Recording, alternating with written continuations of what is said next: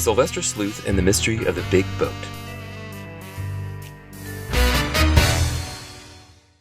In our last story, Sylvester Sleuth had just figured out the mystery of the two trees. But just as Sylvester had solved the questioner's riddle, the delivery man had arrived with a new mystery. "So, where do you want me to park the boat?" the delivery man asked. Sylvester thought for a moment. "Just pull it into the backyard." As the delivery man pulled the boat into the backyard, Reverend Kirk bid Sylvester farewell. "If you need any help, just call.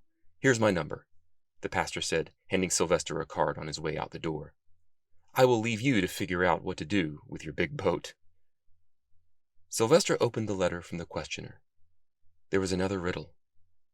"A boat should have a name, but this one doesn't have one.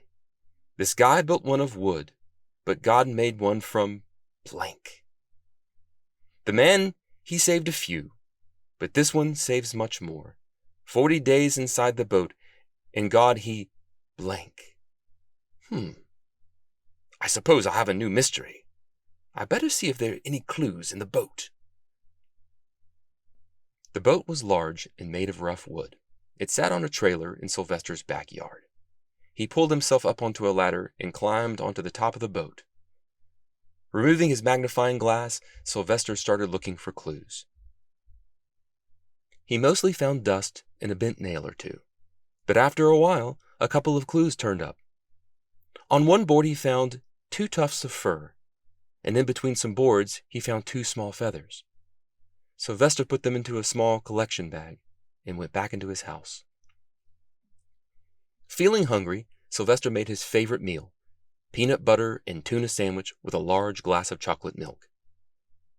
He figured after a good meal, his mind would work a little better. But after he cleaned up, he was right back to work, pulling out his microscope and analyzing the evidence. He looked at the details of the fur under the microscope and drew pictures in his sketchbook of what he saw. When he had completed his drawings, he suddenly realized that he had no books that dealt with animal fur or bird feathers. So he decided that he would go to the library and visit his friend Bookworm. At the library, Bookworm, the nickname for his friend Fred, was working the circulation desk as usual. Sylvester noticed that he was reading a book about animals. "Hey, Bookworm," Sleuth greeted the man. "I've got another mystery on my hands." Bookworm sat down his book on animals and gave his attention to the detective. "Did you solve the last one?" he asked. "Yes, I did," Sylvester said. "With the help of Reverend Kirk and the Bible that you gave me, I figured it out. The dead tree represented Adam. Adam brought a curse on all people. But the living tree, that represents Jesus. Jesus is the tree of life." "Great work," Bookworm congratulated. "What's your new mystery?" "Well," the detective began, "when I had finished with the first mystery, the questioner texted back, and he told me that he had a new mystery for me. He sent me a big boat." "Wow," Bookworm exclaimed. "Shh," Mildred the librarian instructed. "Wow," Bookworm said quieter. "Where did you put it?" "In my backyard for right now," Sylvester said. "I inspected it for clues. I didn't find much, but just some fur and 2 feathers. Here, I drew a picture of them." Bookworm took the pictures and looked at them intently. He turned them over and over, inspecting all their details. "Well," he said to Sylvester, "you can tell this is zebra fur right here. Look at the picture in the book." Bookworm turned to the page in his book and showed the detective the close-up picture of zebra fur. "You're right," yelled Sylvester. "Shh," said Mildred. "Now the feathers," said Bookworm. "Those are a bit more interesting. One is red and the other is brown. I was reading something about that just a bit ago. Where is it? Here it is." Bookworm found the page in his book and showed it to Sylvester. It showed a picture of a beautiful red cardinal and a dull brown cardinal. "That looks just like the feathers I found," Sylvester said. "But what do the colors mean?" "It says here that a red cardinal is a male and a brown cardinal is a female," Bookworm said. "So you found the feathers of a husband and a wife couple." "It says here that the red cardinal is a male and the brown cardinal is a female," Bookworm said. So you found the feathers of a husband and wife bird couple. Sylvester scratched his head. But what does it all mean? Zebra fur and feathers from male and female bird. Do you have any more clues? Bookworm asked. Yes, Sylvester exclaimed. I almost forgot. Shh, Mildred commanded. There was another riddle, Sylvester said. A boat should have a name, but this one doesn't have one. This guy built one of wood, but God made one from, and then there's a blank. And another part. The man he saved a few, but this one saves much more. 40 days inside the boat, and God he, and then there's another blank. Bookworm looked at the riddle and smiled. If this riddle is about God, then there's only one place you can look, Bookworm said. The laundromat? Sylvester asked. No, the Bible, Bookworm corrected. Oh, yes, Sylvester said. I should probably keep reading. Thank you for your help as always, Bookworm. I'm always here to help, Sleuth. No question about it. As Sylvester arrived at home, it started to rain. As he reached for his keys, he realized he couldn't find them. The rain started to come down harder. Pulling his jacket close around him, he ran to the backyard. He climbed the ladder onto the boat. He found the door to the inside of the boat, and he climbed down into the bow. There he found a shelter from the storm. Thunder cracked and the lightning pealed, causing Sylvester to jump. He wouldn't be able to get back into his house until he was able to find his keys.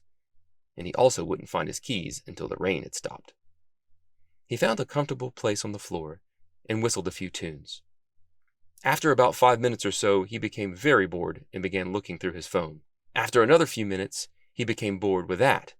He wanted to read more of the Bible to see if he could find clues, but he couldn't get back into his house and get it. Then he had a thought. Reverend Kirk had given him his phone number. Maybe he knew what to do. Sylvester pulled out the pastor's card and texted him. In minutes, Reverend Kirk had sent Sylvester a link to an online Bible. The thunder rumbled again, and the rain picked up as the Bible finally downloaded onto the detective's phone. In a moment, he was back to the place where he had left off in Genesis. He read about Cain and Abel. So sad, he thought. It was clear that it didn't take long for those hearts that were far from God to be selfish. He read about Adam's children and grandchildren through his son Seth. And he read about Adam's great-great-great-great-grandchildren. But he also read about Cain's children's children's children and how they filled the world with pain and violence. Then he read about Noah, and his detective senses started to tingle. He said to himself, there is something here. He read how God was going to pour out punishment on the earth, that he was going to bring rain and flood the whole earth and wash away the sins that had filled it up. He read how Noah had built a boat. A clue. Dun dun dun! God told Noah to take 2 of every animal onto the ark. The zebra fur. Male and female of every kind of animal. The cardinal feathers. Yes, that was it. He pulled out the note with a riddle. A boat should have a name, but this one doesn't have one. This guy built one of wood. That guy was Noah, Sylvester exclaimed. But God made one from blank. What rhymes with one? Sylvester asked aloud. Of course Noah would make a boat out of wood, but what would God make a boat out of? Sylvester looked down to see the link to another passage. He clicked it, and it took him to 1 Peter 3, 18 through 22. For Christ also suffered once for sins, the righteous for the unrighteous, that he might bring us to God, being put to death in the flesh, but made alive in the Spirit, in which he went and proclaimed to the spirits in prison, because they formerly did not obey, when God's patience waited in the days of Noah, while the ark was being prepared, in which a few, that is 8 persons, were brought safely through the water. Baptism, which corresponds to this, now saves you, not as a removal of dirt from the body, but as an appeal to God for a good conscience through the resurrection of Jesus Christ, who has gone into heaven and is at the right hand of God with angels, authorities, and powers having been subjected to him. The detective turned it over and over in his head. What did it mean? He struggled with it for a while, and then it finally came to him. Jesus is the ark, he exclaimed. Jesus, like the ark, protected Noah and his family from the punishment of God, and the ark outside took the beating. So, When we are in Jesus, he takes the punishment and we are safe in him. It all makes sense. A boat should have a name, but this one doesn't have one. This guy built one of wood, but God made one from his son. I got it, he said. But what about the rest? The man, he saved a few, but this one saves much more. 40 days inside the boat, and God, he blank. Let's read on, Sylvester said, going back to Genesis 7. Then he read the words aloud from Genesis 7:16. And those that entered, male and female of all flesh, went in as God had commanded him, and the Lord shut him in. The man, he saved a few, but this one saves much more. 40 days inside the boat, and God, he shut the door. God sealed everyone in. But why is that important? A knock came on the door. Sylvester scrambled up to answer it. Reverend Kirk stood outside in the rain, umbrella in one hand and Sylvester's keys in the other. "Hello, neighbor," the pastor said. "Looks like you left your keys in your door. Can I come down?" Sylvester let the pastor in. Reverend Kirk shook the rain off his umbrella and sat down with Sylvester in the bow of the boat. "Well, did the Bible help with this riddle?" he asked. "Yes, it did. Here's the answer to the riddle. A boat should have a name, but this one doesn't have one. This guy built one of wood, but God made one from his son. The man, he saved a few, but this one saves much more. 40 days inside the boat, and God, he shut the door. I discovered that Jesus is like the ark because we are in him. He took the punishment for all of our badness, all of our sin, and we stay safe in him." "That's right." Reverend Kirk smiled. "You didn't do anything to deserve to be saved, and when you sin, you aren't kicked out of salvation. If you have truly believed in Jesus, God has shut the door. He's closed the books on you forever as his. The Bible tells us the Holy Spirit is the seal that holds us in forever." "What an amazing truth!" Sylvester Sleuth exclaimed. "I must text the questioner." Just after the detective tapped out a response to the questioner, there was another knock on the boat's door. It was the delivery man. "Mr. Sleuth, you have another delivery." "Not again."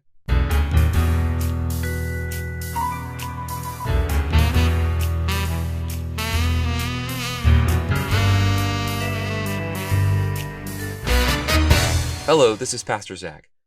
I bet you get the story of Noah better than you ever have. At least you don't have to be in a boat with stinky animals for 40 days and 40 nights, right? And no, your brother and sister don't count. Today's story taught us some very important things. But here's one I hope that you really don't miss. If you believe in Jesus, Jesus took all the punishment for everything you've ever done, everything you've ever thought, or everything you've said that was wrong. If you were in him, you were safe. That means that though God might discipline or correct you in love like your parents do, he will never punish you. Punishment is different from discipline. Jesus took the punishment and wrath once for all. Jesus is an ark of safety, and we can run to him. See you next time when we find out about Sylvester Sleuth's next big case.